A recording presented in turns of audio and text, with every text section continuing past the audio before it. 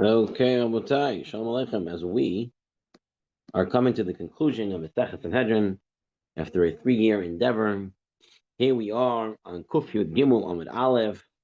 Rabbi Shimon Omer, Amar HaKadosh Baruch Hu.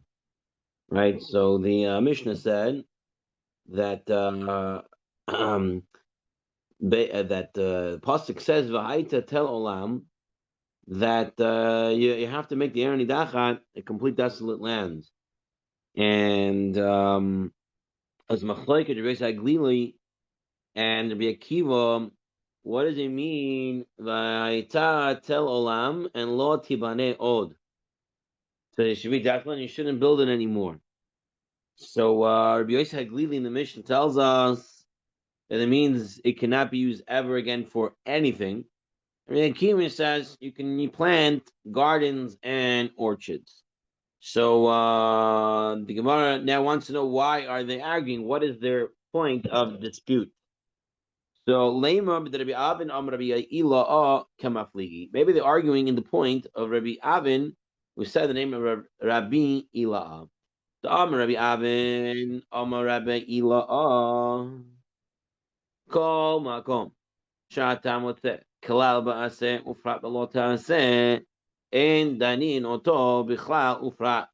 Anytime you have a klal by an assay, by a to-do and a prat, a specification, then you have a generalization and a to-do in a positive commandment, and you have a specification in a negative commandment. You do not use the regular way of learning a klal u prat. So what does this mean? Every morning we say klal u prat, klal, which means you only learn the pirat, the specification. So, Lamashal, it says ki ten ish el re'eu zehu a klaus. We call it the darshan noise adon re'eu. Kasef akelim ze prat. I mean prat. So let's just outside for a moment. Generally speaking, when you have a klal uprat, you learn the parat, which means as follows: you have a specification. Well, I'll give you an example. It's not a Torah example, but an example of how you would apply it. Torah says, let's say the Torah says, don't do bad. Then it says, don't kill. Okay? So in that case, when it says don't do bad, means don't kill. The generalization statement is don't do bad, and the specification is don't kill. So it goes ke'ein hapirat, like the specification. So it'll go to say that you don't kill. That's the way you would learn a regular klal uprat.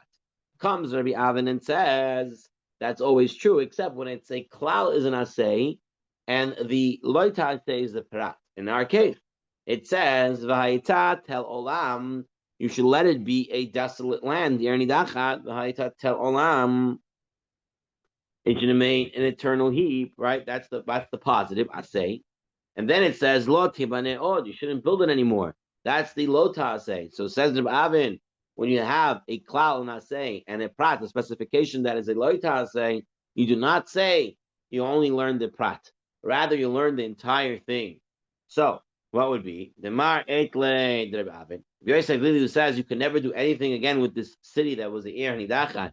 That is going according to Rabbi Avin, and he's learning the pasuk that you can. It's not a klal of prat that you learn just the prat. Rather, you learn the klal as well. So therefore, you can never do anything with that place anymore. Umar let Rabbi Avin, Rabbi Akiva, he learns not like Rabbi Avin, and Rabbi Akiva says it's a klal prat, and the prat is don't build it anymore, and it's only don't build it anymore, but you're allowed to plant flowers, trees, and other gardens, and that would be okay. So perhaps the point of dispute is, do we apply Rabbi Avin's principle of when it's a klal uprat, but it's an asay, and like to asay, you still learn the klal. So the Gemara says, "Lo, maybe no. The kuliyama itlu the Rabbi Avin. Everyone really agrees with Rabbi Avin's principle, but in this case, it's somewhat different. What are they arguing? Mar saver oid. The question is, how do you understand the word od? It says over here, lo tibane od. You shouldn't build it od. How do you understand the word od? What does this mean? The Adramah says we have different sukkim in the Torah that oid seems to imply different things. For example, if I tell you Ein od milvado, or I say ki Hashem hu Elokim b'shemayim v'al v'aretz mitachat ein od, I mean there's no one else other. So it means legamre, completely. Ein od milvado, there's no one else other than Hashem. There's no one as great as Hashem. That's when od means legamre. It said the Adramah, sometimes od means earlier. As it says, Lo tosifun latru b'derech hazeh on. You're not going to come back to this derech, and the oil is meant as come back as originally you were. Also, when al tosef davar elai od, don't come back and tell me what you said before. Right? Again, the word od means in the beginning. So the question is, how do you understand this word od in this pasuk? Mar savar oil gamri mashma. One, this is where I really understands od means completely. And when it says loyalty, but it all means you cannot do anything with it anymore, completely, nothing to be done with it. Omar Savar, Rabbi Akiva holds the word od is, we're on 113a2. 113a2. We started on the top of the page, Rabbi Shimon Omer, and now we're up to the last few lines of that 113a2. Omar Savar od, l'chma shayta ein nibnet. But rather, it means don't have it as you had it originally. So it means don't build houses, don't build buildings, but you can plant trees and gardens. So again, just redo this Gemara outside. Is the Gemara brought down the Mishnah of Machlokes Glili and Rabbi Akiva, if you can redo something with the land that is now the Ir Hanidachat. According to Reish Glili, you can't do anything with it. It is over. You can never build. You can't plant. You can't do anything there. And the Rabbi Akiva says, no, you can plant flowers, orchards, gardens, and stuff like that. So we wanted to know what was the point of dispute. What were they arguing on? So we said, perhaps they're arguing in a principle about klal uprat. Usually klal uprat, when you have a generalization and specification, we say we go according to the specification. The generalization is not looked at. We just look at the specification. But Rabbi Avin says that's always true, except when the generalization is an asay, is a positive commandment, and the specification is a loy ta'aseh, like you have here. Vayita tel olam, and it should be a desolate land. That's an asay. And then lo tibane, oh, you shouldn't build anymore. That's a lo ta'aseh. So perhaps, says Rabbi Avin, in this case, we do not follow just the specification. We keep the generalization. So maybe Rabbi Yosef holds a Rabbi and says, therefore, you keep the generalization. You can't do anything with this place. It's completely gone, legamre. Whereas Rabbi Akiva says, no, we still hold to the klal prat, and we go just with the specification. It means don't build houses, but you're allowed to plant. Then we said, no, perhaps everyone holds Rabbi Avin. So what's the machloket? If everyone holds that you do go with the klal when there's a klal asay and a loita asay is the prat. So if you go with the klal, Rabbi Akiva also should hold that you're not allowed to do anything with the place. So we said, no, it's not a klal prat issue. It's how do you view the word od. Od apparently can be viewed as legamre completely, or od can mean as it was originally. So if you hold a grace clearly and say od means completely, you're not allowed to do anything with this place. Rabbi Akiva understands the word od means originally. So you're not allowed to have it in its original state, which is to have houses and buildings there. But to plant flowers and trees, that would be okay. All right. 113.82. Bottom right column. Tanur Hayuba ilanot. If there were trees, tilushin asurim, those that are detached. So you have here the Yerni Dachat and everything you have to burn there. So you're telling us if it's trees that were already detached from the ground, they're usher and you have to burn them. Mechubarin, if they are connected to the ground, mutarin, they are mutar.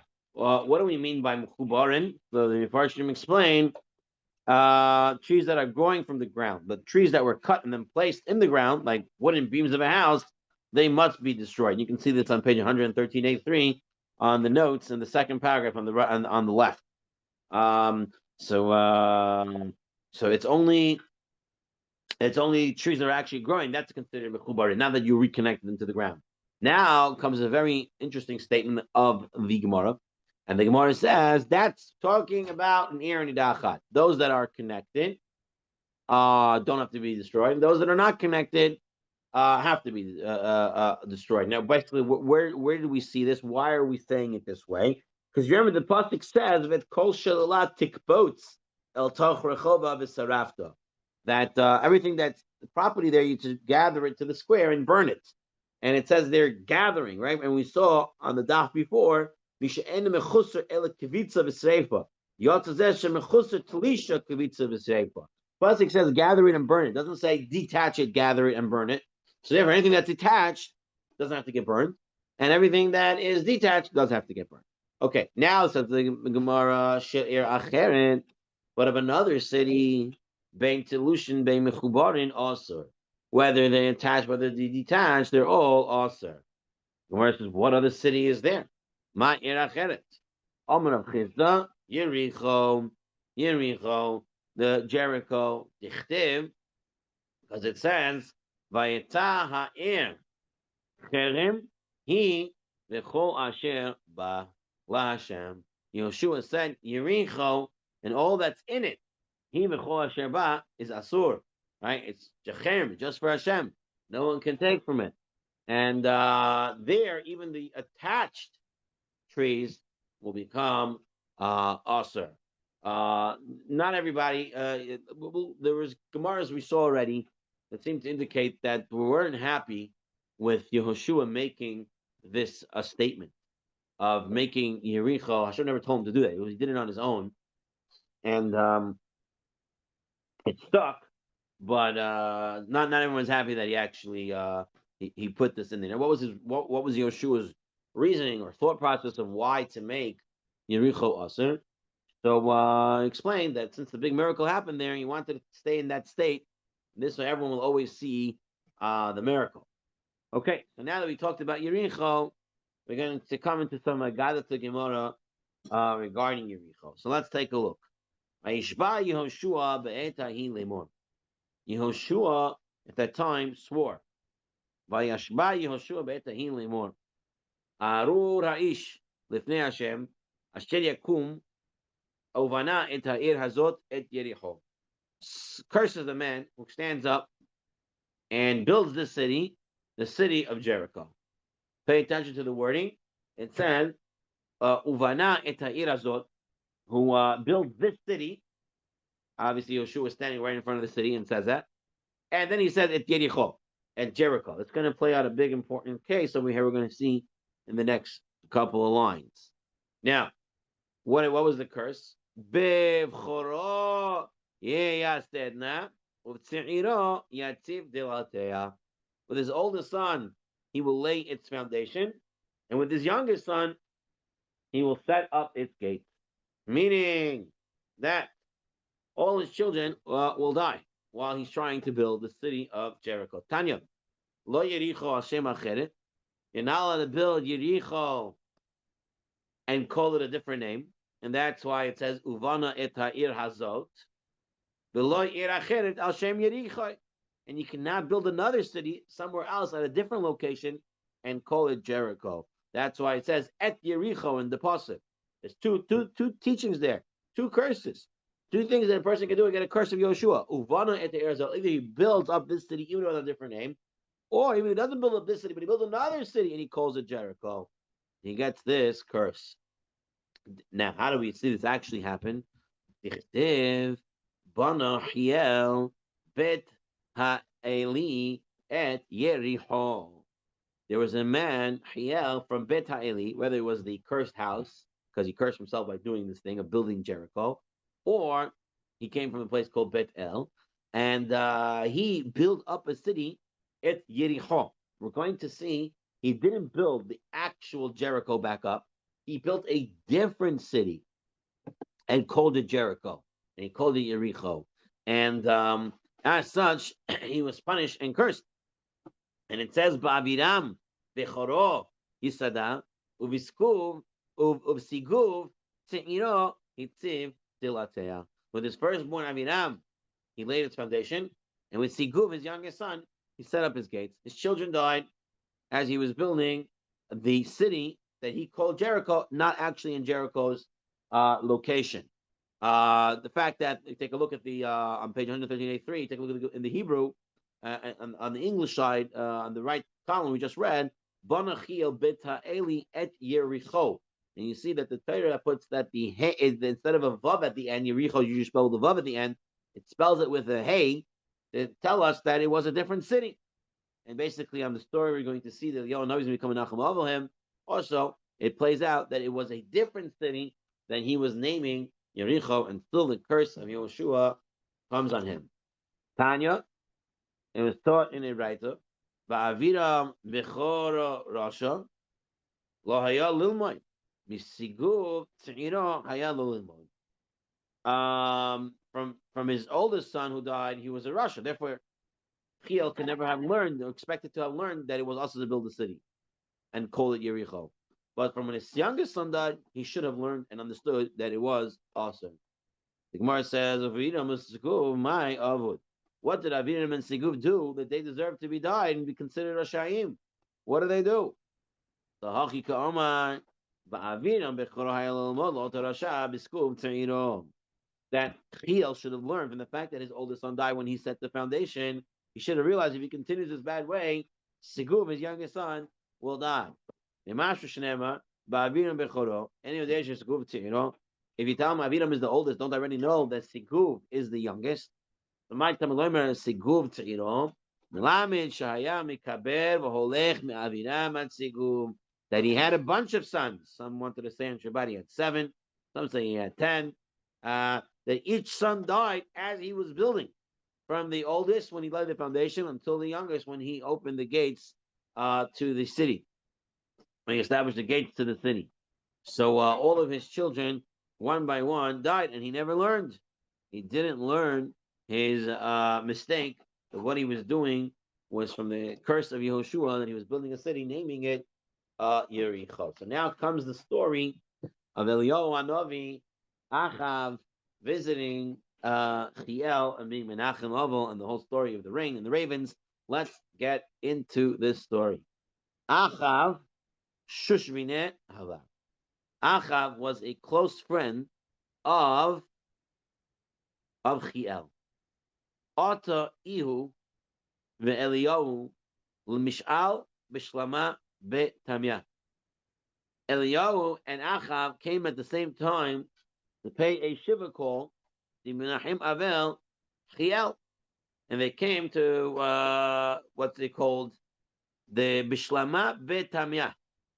See what was going on in this house of Tamya. What's this Tamya? So someone understand, Beit Tamya is as Beit Tama, the house where reason is proclaimed.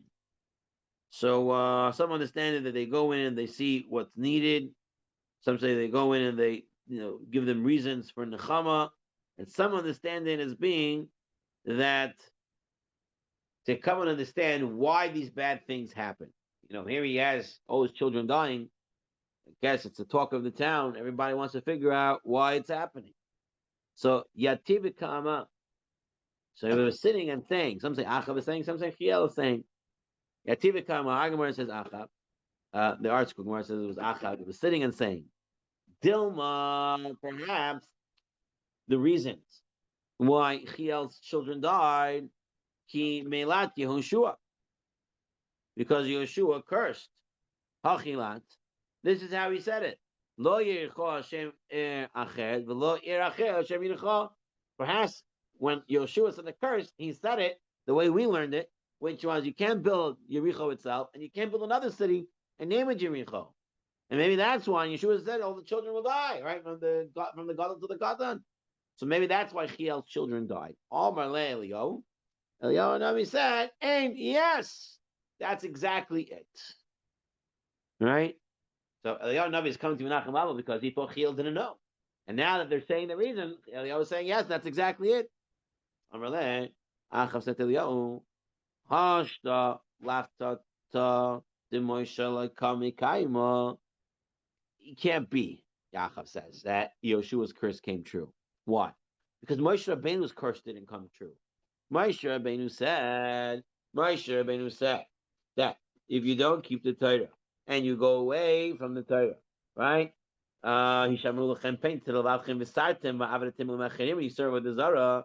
V'charo ap Hashem b'chem v'atzart Hashemayim lo yihim otar. There won't be any rain if you do it by the zara, like we say in the Kriya Shema every single day. And it says, Achavahu gavra oikim la v'kuchav kol telem v'telem. I put it by the zara everywhere in Eretz Yisrael. And it never stopped. That rain didn't come down because of the Vayizdara. After the Yeshua, Talmidim, Mekaima, and if Moshe Rabbeinu, who is the Rebbe and who was stronger in Nevuah, his curse didn't come true. Yeshua's curse would come true. Not true. This is all coincidental. His children died from COVID and other things like that. It has nothing to do with the curse of Joshua. So the Mepharshim want to know, Lamaisa, why was it that Yeshua's curse came through and Moshe Rabbeinu's curse did not come through? It's a good point that Achav is bringing up. So there are different opinions. So first of all, it says Va'avadetem mehera. Right? The Maharashah says Hashem said, "I'm going to get rid of you quickly when you do the bad things." Yetzar Kadosh Baruch Hu mehera means 852 shana, 852 years. So 852 years haven't yet passed. Therefore, it's not considered mehera enough to what's it called, to get punished. So therefore, they didn't get punished. The Sanhedrin, that's the Maharsha. The Sanhedrin Katana says that Yeshua's curse was on the Yachid, anyone who builds the city, the individual. Whereas Moshe Rabbeinu's curse was on the Rabbim. And the Rabbim, the majority of people weren't yet sitting that way with the Avodah Zarah. And someone is saying that Yeshua did it with the Shvuah, by Yishabah Yehoshua, right? He swore. So with the swearing, it's going to happen right away. Whereas Moshe Rabbeinu just said it as part of the Torah. And Hashem is Charon Erech Hashem Apo, right? Erech Apayim. Hashem doesn't get angry that fast. So it's different. Hashem's versus Yeshua's curse. So for those reasons, the Maharsha, the Sanhedrin Ketana, and the Iyun Yaakov, all those three reasons are reasons why Yeshua's curse came true. And Moshe Rabbeinu's curse didn't. But Achav didn't understand that.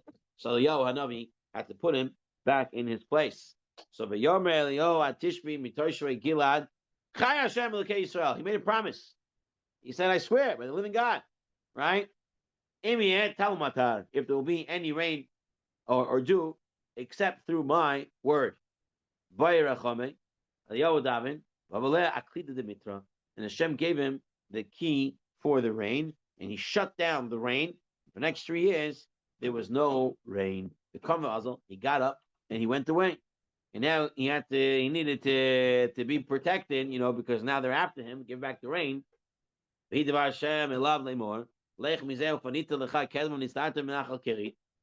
here and turn eastward and hide by the brook of Kirit. So he's hiding in these caves now. And how does he survive?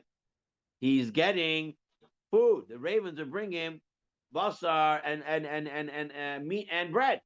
Gemara says, "Mehecha." Where is he getting this meat and bread from? He's getting it from Achav's kitchen. So the Gemara in Chulin wants to say, hold on.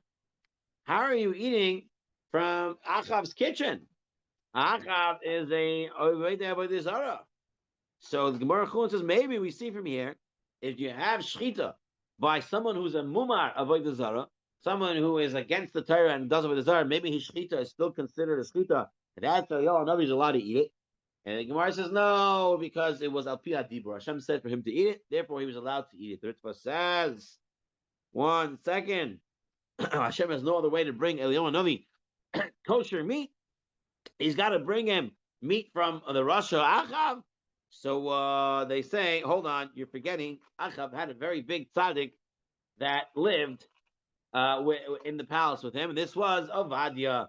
Ovadia was a tzaddik that lived there. And he, of course, had kosher meat. So apparently the ravens would pick out the kosher meat in the kitchen, and the ravens knew what's kosher. Achav didn't, but whatever, ravens took the kosher meat and brought it to Eliyahu Navi, and therefore he was allowed to eat it. It's not considered gzela. It's not considered stolen meat, because once the raven took it, Achav and his kitchen staff gave up on ever getting it back. On the Emet Yaakov says there's a reason why it had to come from Achav's kitchen. Achav is the one who got Eliyahu all upset in the first place and made the rain go away. And we have a principle: someone who feeds a Talmud Chacham gets blessed. And since Hashem wanted the rain to come back into the world, because many people were dying and it wasn't fair, Hashem made it that Achav's kitchen would feed Eliyahu Navi, even though if it's indirectly, but this way blessing would be brought back to Achav's kingdom, and rain would come back. Okay. So what happens now? Says the pasuk, there was no rain, and the brook dried up.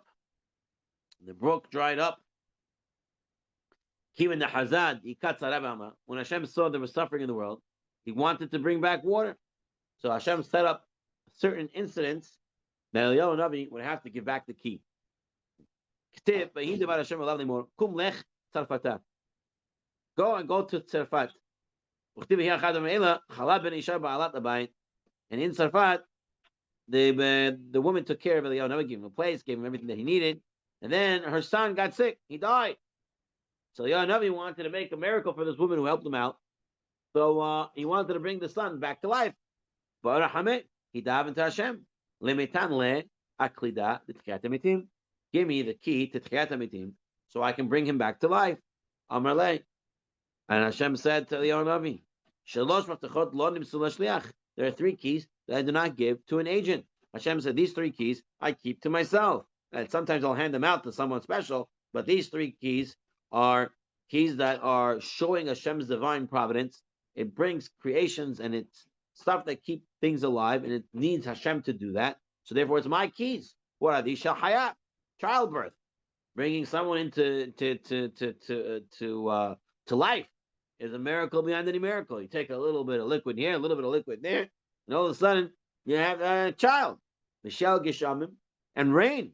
Rain brings things to life. What better proof you have of godly power than bringing back the dead? And Hashem says, I already gave you a key. And now you're wanting a second key? I can't do that. They'll say there's 2 keys in the hands of the student and 1 key in the hand of the rabbi and one of the master. So I can't do it. You know what? You want the key to Tchiyat HaMetim? Let's make an even switch. 1 key for 1 key. Give back the key of rain, and I'll give you the key of Tchiyat HaMetim. And in such a way, Hashem made it that Eliyahu Navi would give up his key and get the key of Tchiyat HaMetim, bring this woman's son back to life, and Hashem would now bring the rain. And go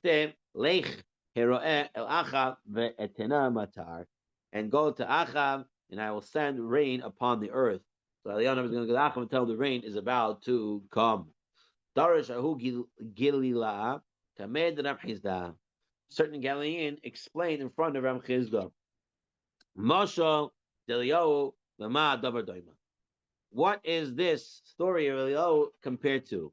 The Gavra, the Tarkel Ligalei, the man who locked his gate, Babade Lemafteche, and then lost his key. Right? Same way. Eliyahu Navi thought he's going to lock the rain, and then he's going to be him to open it, but he lost his key, and he wasn't the one that able to open it.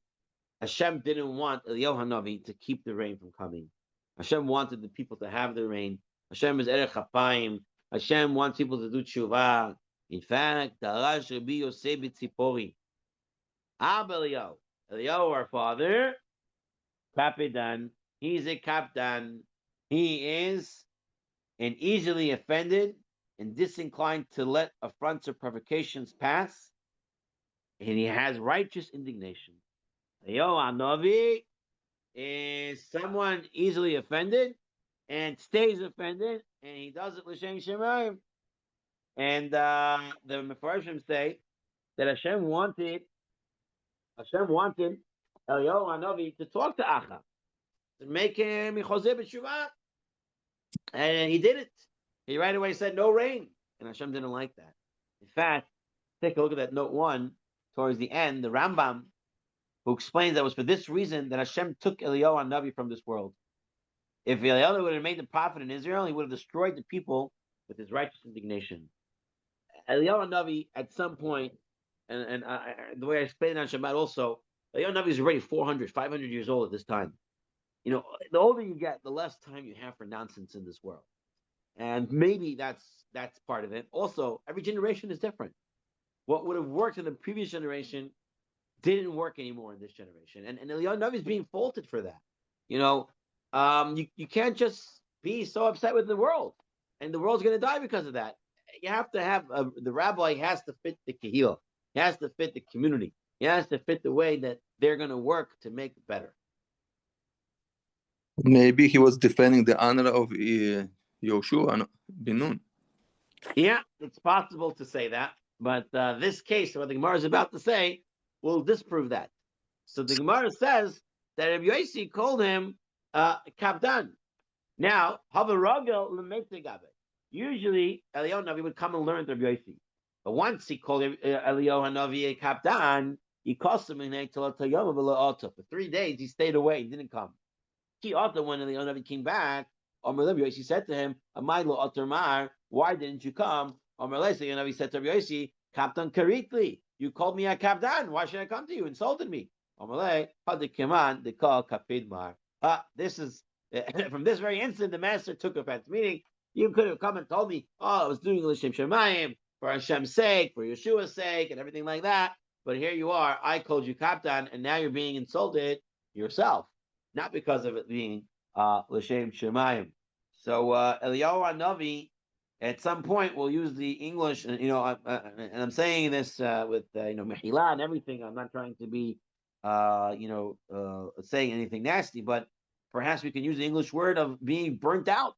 Navi was burnt out at this point. He was already an older man, went through a lot, saw a lot, and saw people keep doing sin, and it wasn't easy, right? Only Hashem is erech hapai. People doing a sin and keeps letting it go and letting it go.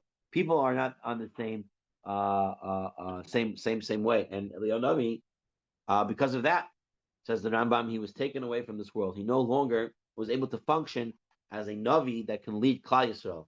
And instead, he would have destroyed Klal Yisrael with his righteous indignation. Okay.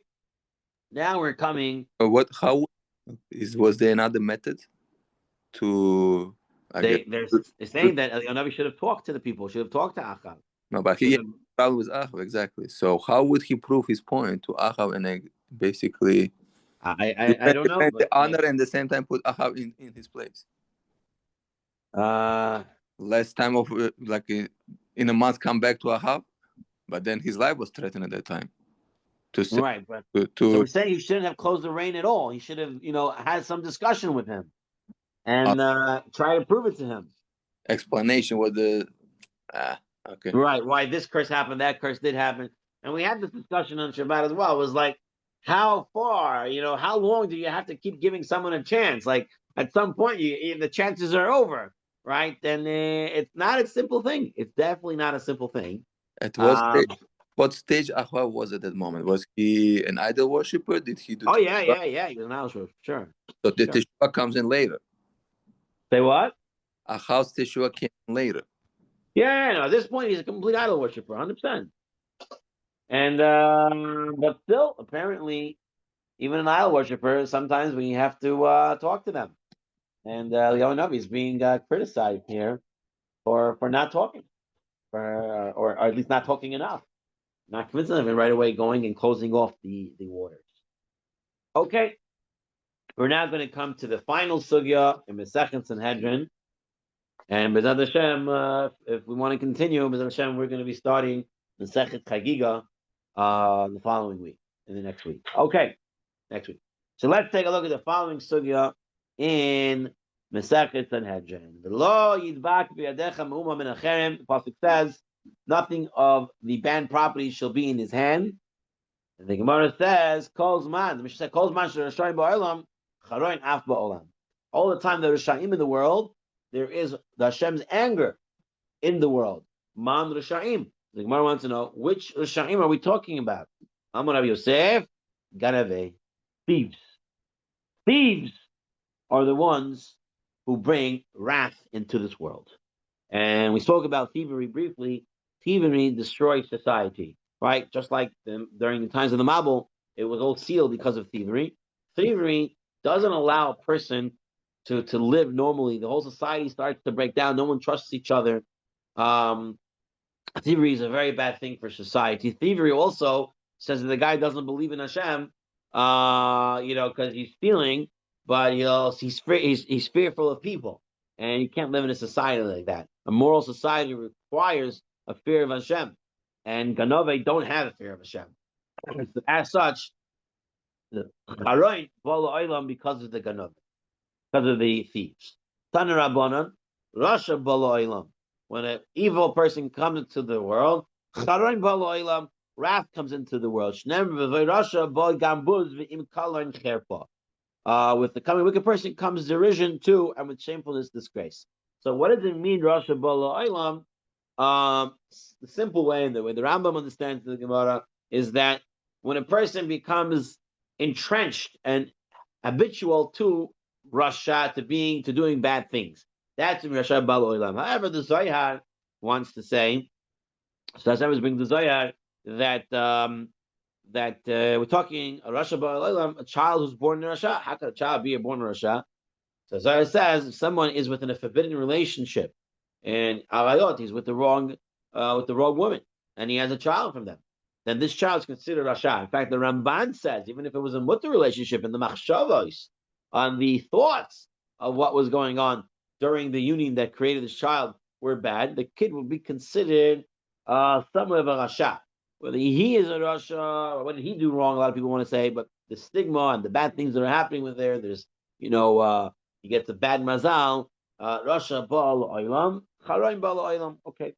Now, Rasha Abed Min Olam, when a Rasha is lost from this world, he's lost. Avad, he gets lost because he has no Olam Haba. If he's a true Rasha, he has no Olam Haba. So he's lost from this world. Then what happens? Tova Ba'al Olam. Good happens in this world, right? Because if the Rashaim are out, so now you have more Tova coming in. We don't like Rasha, the bad person dies, his Gezerot die with him, all the bad decrees he put into place, like Haman and like others throughout Jewish history. Shenema uvarvod Rashaim Rina, with the loss of the wicked, Rina, there is joy and song. Okay. Tzaddik niftar min ha'olam. The Torah says tzaddik niftar, when the tzaddik passes away from this world, niftar min ha'olam, right? He passes away. He goes to the next world. Ra'ab ba'al olam. But then bad comes into the world when the tzaddik passes away. Shneimar, a tzaddik avad. Tzaddik is lost. I thought you said he's niftar. He's not lost. No, this is in the perspective of Shaim. When they see a tzaddik being going away from this world, they think he's lost. Ve'en ish sam alev. No person is paying attention. And the men of kindness are gathered in without anyone understanding. Why are they being gathered? Because the evil that the evil that's about to come, the righteous man is taken. Meaning, Hashem wants to bring a certain bad to the world, and the protection of the tzaddikim don't let. So Hashem has to take away the tzaddikim. Also, Hashem doesn't want the tzaddikim to see this bad thing. One case, an example, I remember from my childhood, was in the year 2001. We lost 3 Gedolim in the same time period, in the same time period, right in the summer. We had Rav Victor Miller, Rav Gifter, and Rav Pam. They all passed away. Rav Pam, I know, passed away in August of 2001. And what happened in September? We all remember the Twin Towers. So Hashem took away the protection of these Gedolim. As well, didn't want these Gedolim to see this. So we see when a tzaddik goes away. So you see tzaddikim passing away, a scary time. Person should do more Torah, Chesed, and Mitzvot. This way he gets protection because bad is coming into the world. Tzaddik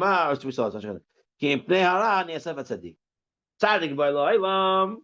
When tzaddik comes into this world, when a tzaddik is coming into this world, then good comes in this world. We know when Noah was born, the curse that thorns and thistles were coming out with the produce stopped. And during that time, the inventions of farming tools came out. It made people a lot easier. You don't have to plow with your fingers anymore. So it came a lot of good during that time when Noah Ish Tzaddik was born. So we see when tzaddikim are born in the world, they come to the world. There's a lot of tova that comes with them. And I think it's so apropos that we went through the whole Masechet of Masechet Sanhedrin, and the Masechet ends off about tzaddik and rasha. We saw what happens to Shaim. They get killed. Sekilah, Serefa, Herek Vahenek, no Olam Haba, Hasu Shalom. But a Jew has to look at himself, and he has to judge himself, and he say, I have to be a tzaddik. Maybe I'm not there yet, but I'm on my way.